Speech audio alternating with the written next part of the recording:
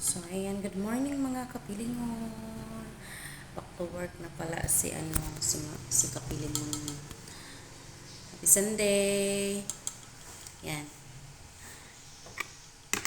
For today's vlog. Kasi yung pa ako, kumikirot kung pag kumain ako ng mga bawal. Kaya, gagawin ko, hindi na lang ako kakain. Oh, mga ngayayat na tayo nito, mga kapilingon. Ito na lang, lagi sa umaga. Ayan. Kalaman po niya is salad and sandwich meat. Ayan. With milk.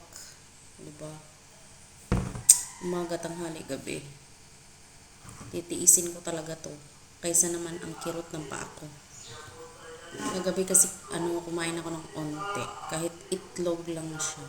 Kumikirot. Kaya hindi ko na mawari kung anong kakainin ko. Kaya ito na lang. So, yun lang. Thank you for watching. Happy Sunday, everyone.